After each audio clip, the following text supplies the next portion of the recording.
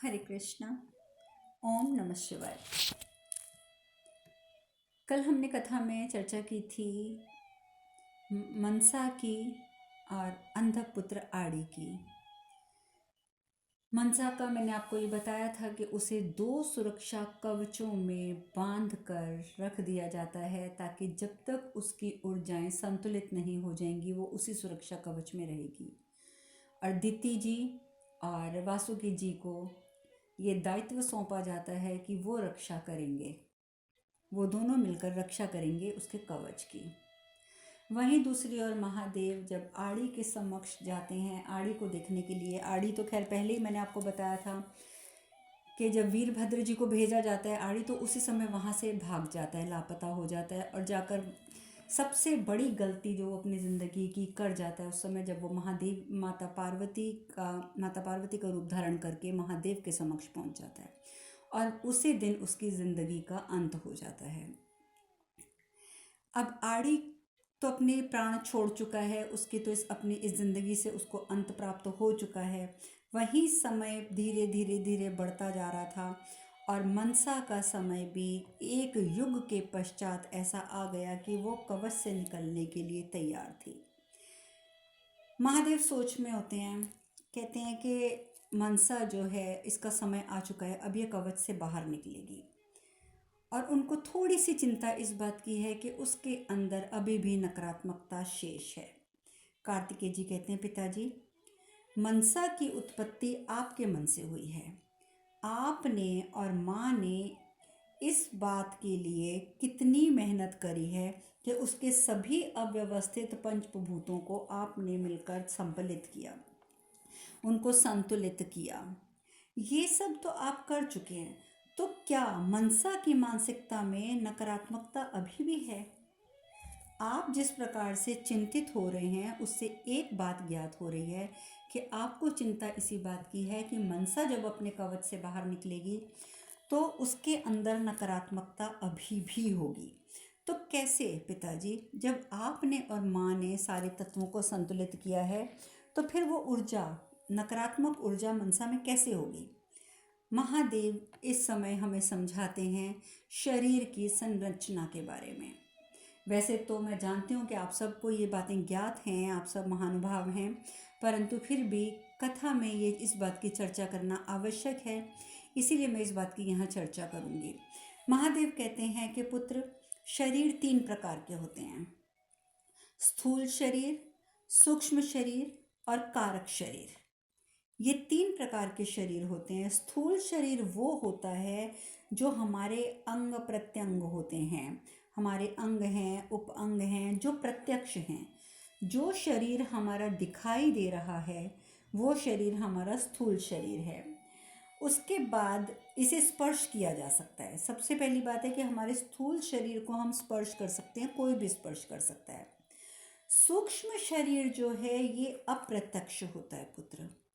सूक्ष्म शरीर जो होता है वो अप्रत्यक्ष होता है, जिसे कि हम आत्मा कहते हैं। आत्मा को कोई छू नहीं सकता, कोई देख नहीं सकता, ये अप्रत्यक्ष होता है, इसे स्पर्श बिल्कुल नहीं किया जा सकता, किंतु इसकी अनुभूति अवश्य होती है। अनुभूति हो जाती है कि इस व्यक्ति के अंदर आत्मा है या नहीं है। मृतदेह की तो साफ पहचान है। मृत्यु में स्थूल शरीर का अंत होता है किंतु आत्मा का अंत नहीं होता, ये बात तो आप सब भी जानते हैं। महादेव कहते हैं और परंतु आत्मा के चारों ओर एक शरीर और होता है जो चेतन, अवचेतन, अचेतन मन का अवशेष होता है, जिसके अंदर हमारे तीनों प्रकार के मन जो होते हैं वो होते हैं। कौन कौन से? चेतन, अवचेतन और अचेतन। महादेव कहते हैं कि अतृप्त इच्छाओं और वासनाओं का कोश होता है ये कारक शरीर, जो हमारी आत्मा के चारों ओर लिपटा रहता है। हमारी सभी अतृप्त इच्छाएं इसके साथ होती हैं और यही तीसरे प्रकार का जो शरीर होता है, कारक शरीर जिसको बोलते हैं, यही निमित्त बनता है अगले जन्म का। जब आत्मा इस शरीर को छोड़ती है तो उसके साथ ये कारक शरीर जो होता है ये भी साथ ही छूटता है। और ये जो कारक शरीर है, जैसा कि महादेव ने बताया कि चेतन, अवचेतन और अचेतन सभी मनों का कोश जो है वो यही शरीर होता है, और इसी के अंदर हमारी सभी अतृप्त और तृप्त इच्छाएं होती हैं। तो इन्हीं इच्छाओं की वजह से हमारी आत्मा तय कर पाती है कि अगला जन्म जो हमारा होगा वो कैसा होगा।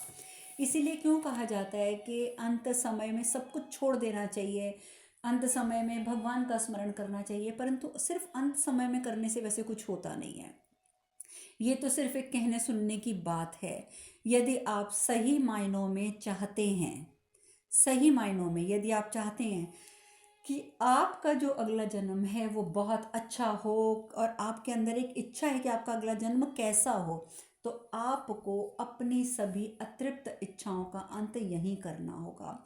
यदि मन में आप जिस प्रकार की इच्छाएं लेकर प्राण को त्यागेंगे, उसी प्रकार से अगली बार आपको स्थूल शरीर प्राप्त होगा।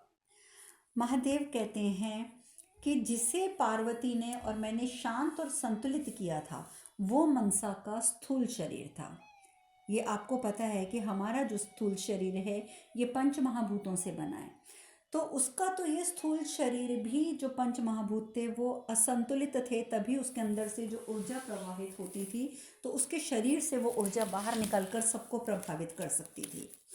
तो इसी कारण वो जो महादेव और माता पार्वती ने शरीर को, जिसमें कि पंच महाभूतों को संतुलित किया था, वो स्थूल शरीर के अंश थे।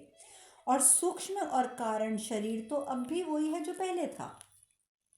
मनसा के अंदर जो बाकी दो शरीर हैं, यानी कि उसकी आत्मा और उसका कारक मन, कारक शरीर, ये तो आज भी वही हैं जो पहले थे।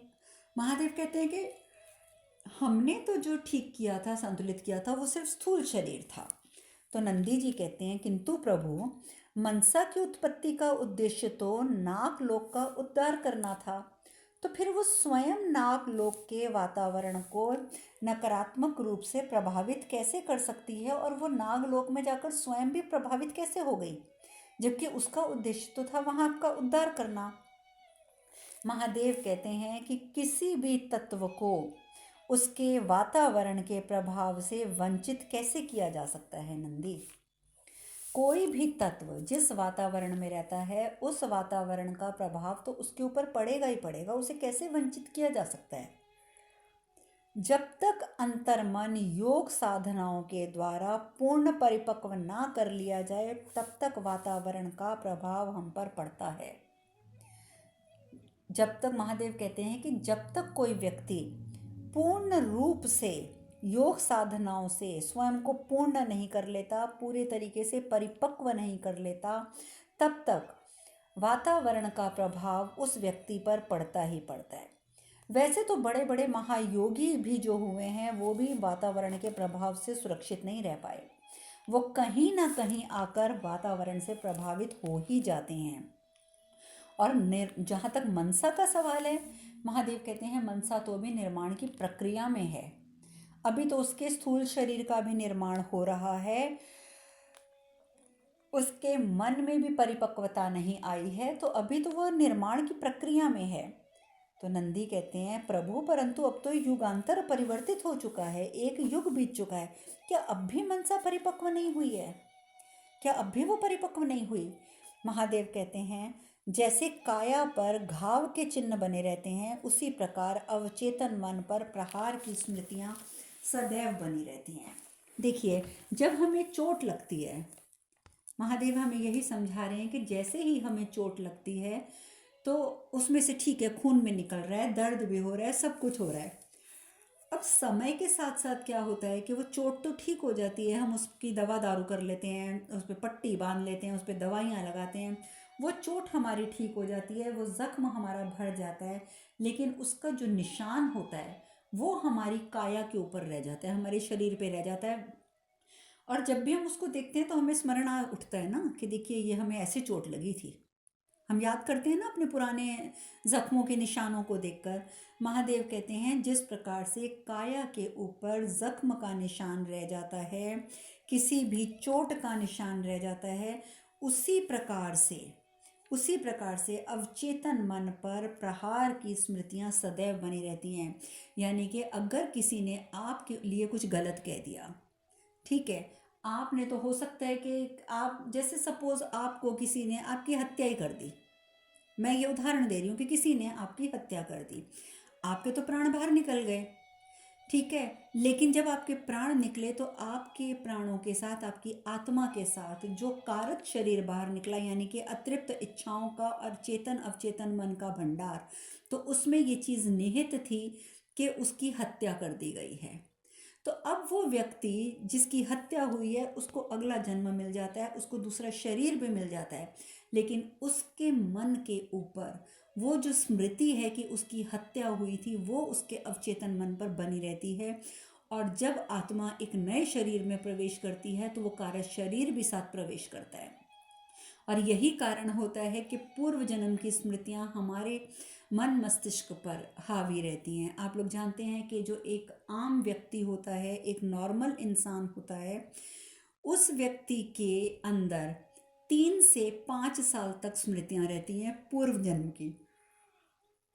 वैसे अधिकतर जो होता है वो 3 साल तक जैसे बच्चा होता है तो उसकी स्मृतियाँ लुप्त होने लग जाती हैं। जैसे जैसे जितना ज़्यादा वो इस संसार में नए शरीर के माता पिता, नए शरीर के भाई बहन और नए वातावरण में आता है तो धीरे धीरे अधिकतर 90% से ज़्यादा लोगों की जो स्मृतियाँ होती हैं वो 3 वर्ष की आयु से पहले पहले विलुप्त हो जाती हैं।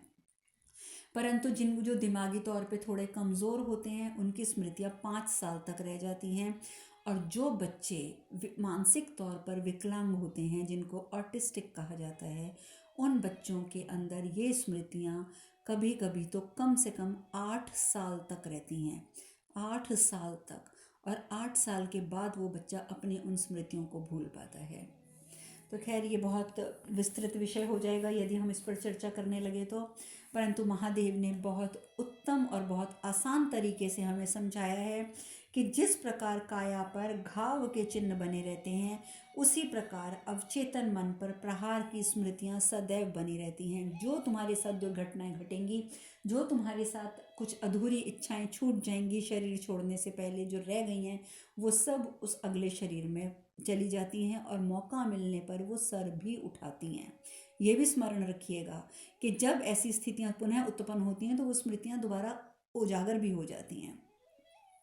महादेव यही कह रहे हैं कि वो स्मृतियां सदैव बनी रहती हैं हमारे मन पर, और समय युग और कालांतर से अवचेतन मन में निमित विचार प्रसंग कभी भी ऐसे नहीं होता कि वो समाप्त हो जाएं। जो विचार, जो भी चीज़ें हमारे उस मन के अंदर, उस अवचेतन मन के अंदर घर कर चुकी हैं, वो कभी भी युग बदलने से, समय बदलने से, समय का चक्र घूम जाने से भी वो विलुप्त नहीं होती, वो समाप्त नहीं होती हैं।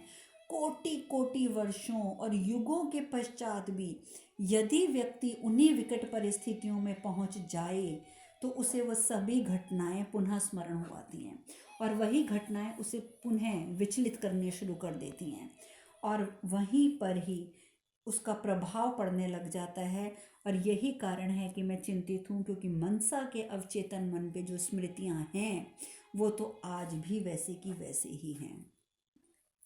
आप जानते हैं कि कई बार एक छोटा बच्चा जब हमारे घर में पैदा होता है, वैसे वो जितना भी बहादुर बनता हो, जितना भी स्मार्ट हो, लेकिन कई बार वो किसी चीज़ से डरता है और हमें समझ नहीं आता कि हमने तो कभी उसे किसी चीज़ से डराया नहीं है, इस चीज़ से कभी भी, तो फिर वो इस चीज़ से क्यों डरता है, तो वो उसकी स्मृतियाँ पिछले जन्म की होती हैं।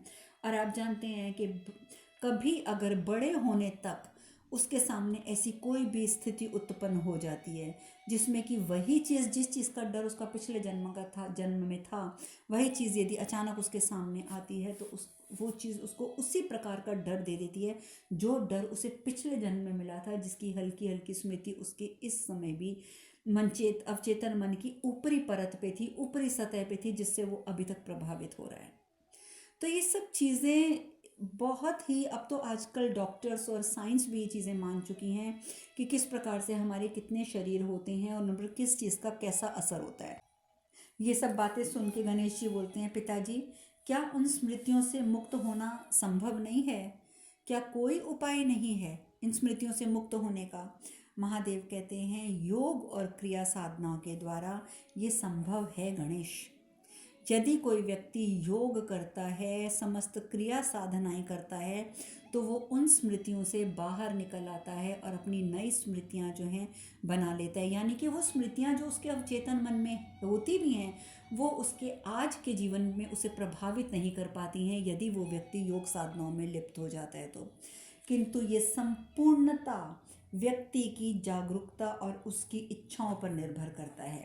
यदि एक व्यक्ति जो अपने पिछले जन्म की नकारात्मकता को लेके या अपने बचपन की किसी नकारात्मकता को लेकर आज भी पल भर के बड़ा हो रहा है और आज भी वो ये नहीं सोच पाता कि मैं इससे मुक्ति मुझे प्राप्त करनी है, तो वो व्यक्ति तो सारी उम्र परेशान ही रहेगा। तो इसीलिए महादेव कहते हैं कि व्यक्ति पूर्ण रूप से जब तक खुद जागृत नहीं होता, जब तक उसकी स्वयं की इच्छा नहीं होती, तब तक वो योग साधनाओं की ओर जाएगा नहीं।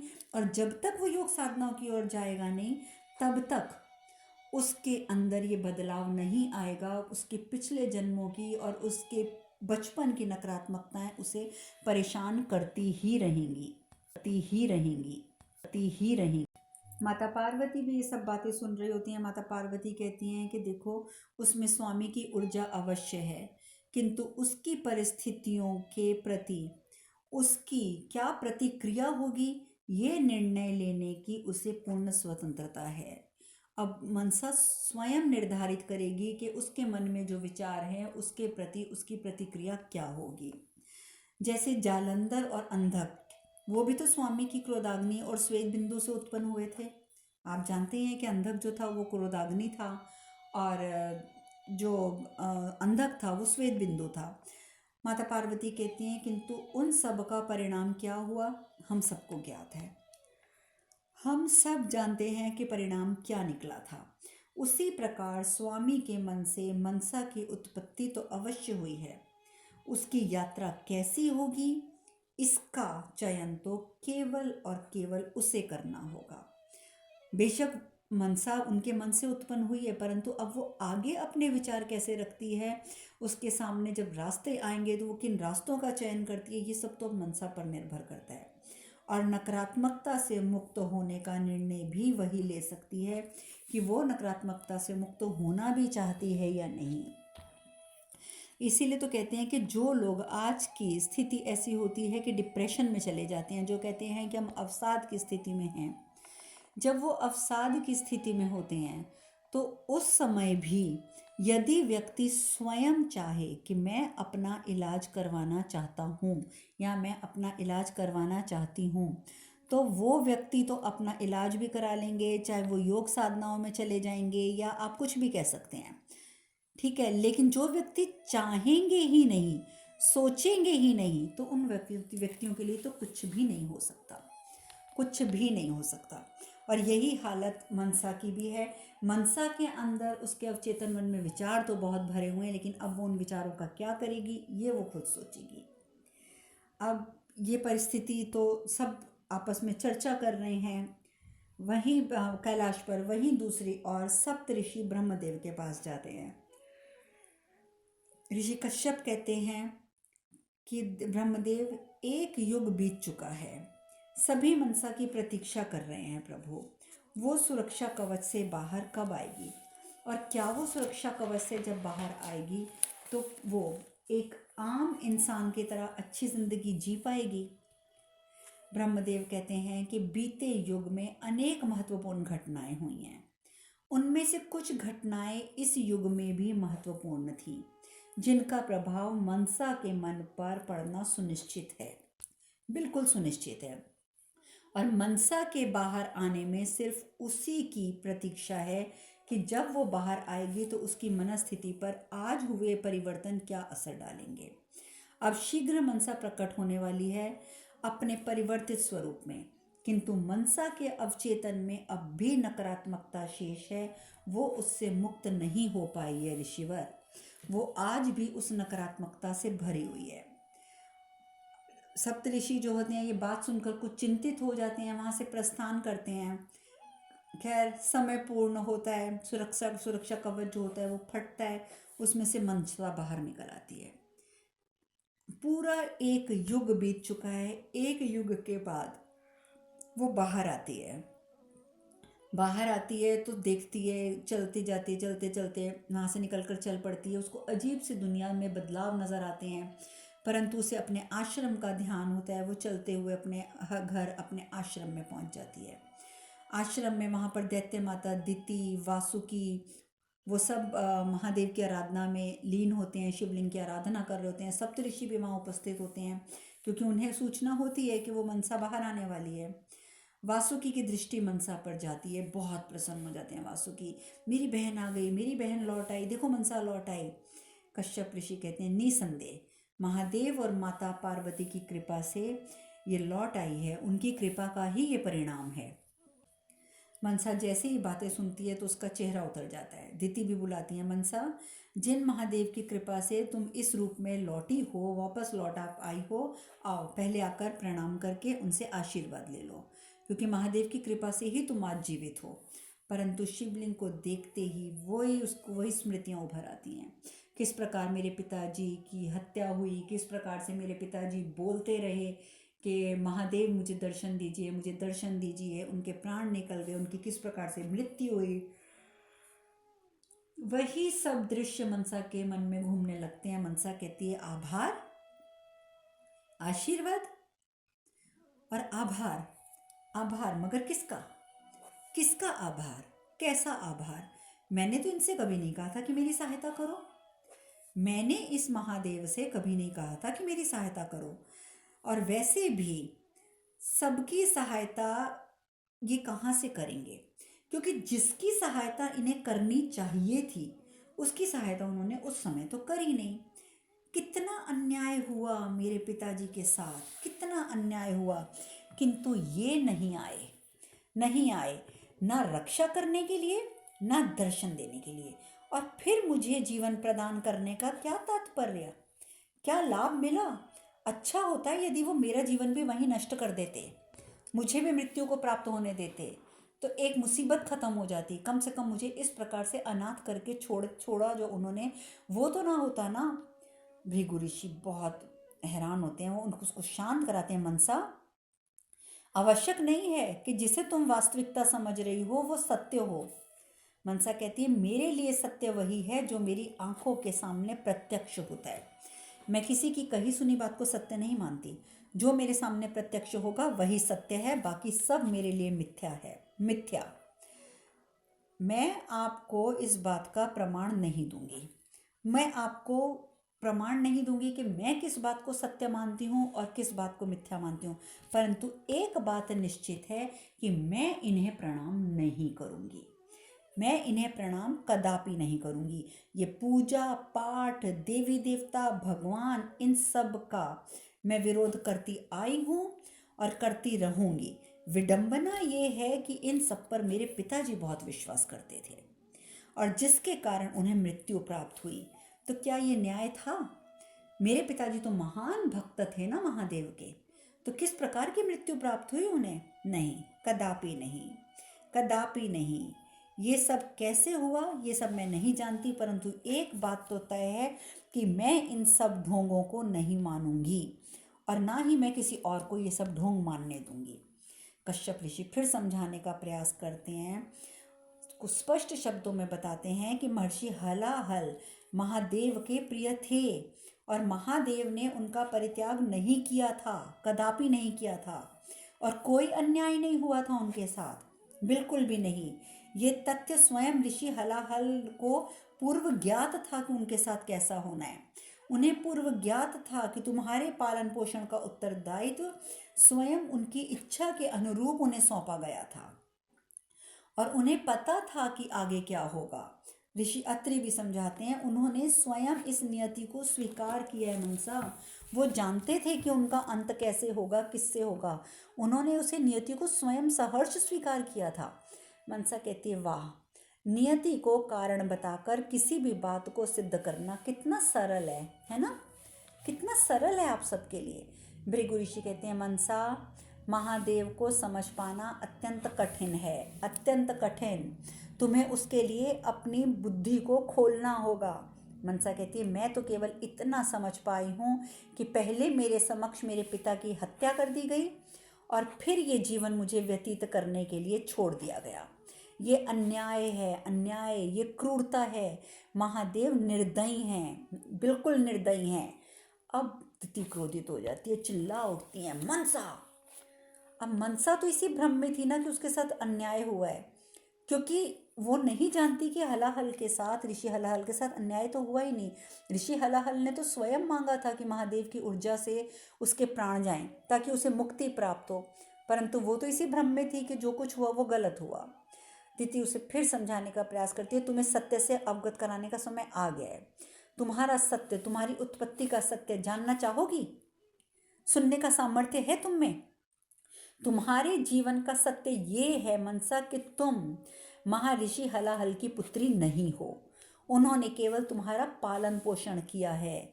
वो तुम्हारे पालक पिता थे, पोषक पिता थे। तुम महादेव की मानस पुत्री हो, उनके मन से उत्पन्न हुई हुई पुत्री। और आज तक तुम जिसे सत्य मानती आई हो वो तो सत्य था ही नहीं। किसे सत्य मान रही थी तुम? वो सब तो सत्य था ही नहीं। अब मनसा को स्मरण आता है कि मरते समय उसके पिता ने भी तो कहा था कि तुम्हारे जीवन का उद्देश्य कुछ और है पुत्री, स्वयं को जानो मनसा, स्वयं को पहचानो। और उन्होंने साथ साथ ये भी आशीर्वाद दिया था कि तुम्हें सत्य का साक्षात्कार अवश्य होगा, मैं तुम्हें आशीर्वाद देता हूँ। वासुकी जो होते हैं वो भी समझाने का प्रयास करते हैं कि हाँ मनसा, यही सत्य है। मैं एक बहन चाहता था और महादेव ने मेरी ये इच्छा पूरी कर दी थी। महादेव ने ही तुम्हारा नाम भी मनसा रखा था, किंतु तुम्हारी ऊर्जा को मैं सहन नहीं कर पाया, इसीलिए महादेव के आदेश पर तुम्हें ऋषि हलाहल को सौंप दिया गया। और इसीलिए तुम्हारा पालन पोषण जो था वो ऋषि हलाहल ने किया। इसमें कुछ भी अनुचित नहीं है, कुछ भी असत्य नहीं है। सत्य मनसा, मैं जो बता रहा हूँ वो सब सत्य है। तुम्हारी ऊर्जा में नहीं सह सकता था, इसलिए ऋषि हलाहल को दिया गया। मनसा अब इस बात को भी गलत तरीके से पकड़ लेती है, कहती है अच्छा, वैसे मुझे ये बताइए कि वास कहाँ करते हैं महादेव? मुझे उनसे अभी भेंट करनी है। ज़रा मैं पूछूं तो सही कि यदि मैं उनकी मानस पुत्री हूँ तो मेरा त्याग क्यों किया? और ये ऊर्जा, ऊर्जा किसने दी मुझे? अगर मेरी ऊर्जा से मेरे पिता का अंत होता भी है, या मेरी ऊर्जा से लोग अब जो है प्रभावित हो भी रहे थे, तो ये ऊर्जा मुझे किसने दी? मैं स्वयं तो कहीं से नहीं लाई थी ना। मुझे महादेव से मिलना है, मुझे उनसे मिलना ही मिलना है। बताओ वो कहाँ रहते हैं? दीति कहती है ठीक है, यदि तुम्हारी यही इच्छा है ना तो मैं तुम्हें महादेव के पास लेकर चलूँगी, मैं लेकर चलूँगी तुम्हें उनके पास। और इस प्रकार से महादेव के पास जाने के लिए इच्छुक हो जाती है मनसा। और दिति और वासुकी जी ये सोचते हैं कि हम इसे लेकर महादेव के पास अवश्य जाएंगे। वहीं दूसरी ओर नंदी जी कहते हैं प्रभु, अच्छा नहीं होगा ना कि ये जो कुछ हो रहा है कि मनसा वहाँ पर है नीचे अपने, जैसे कि आपने बताया कि वो कवच में से बाहर भी आ गई है, ये अच्छा नहीं है। अच्छा तो तब होता कि मनसा हम सबके साथ यहाँ पर रहती, कितना अच्छा होता। हमारा परिवार, कार्तिकेय और गणेश, उसको दो भाई मिल जाते, आप दोनों माता पिता मिल जाते, जैसे आज उसका कोई भी नहीं है। तो अच्छा होता ना कि मनसा यहीं आ जाए। माता पार्वती कहती है नहीं नंदी नहीं, मनसा का स्थान कहीं और है, यहाँ नहीं। और इस समय वैसे भी मनसा की जो मना स्थिति है उसमें इसका कैलाश आना बिल्कुल भी उचित नहीं होगा, बिल्कुल भी उचित नहीं होगा कि वो कैलाश आए। इसीलिए हम उसकी इस बात के लिए उसे स्वीकृति नहीं दे सकते, क्योंकि उसके मन में अभी भी स्वामी को लेके जो द्वेष है, जो कटुता की भावनाएं हैं, वो उचित नहीं हैं। और हम नहीं चाहते, बिल्कुल भी नहीं चाहते कि आड़ी ने जो कुछ किया यहाँ कैलाश आकर, उसने पूरे कैलाश में हड़कंप मचा के रख दिया था।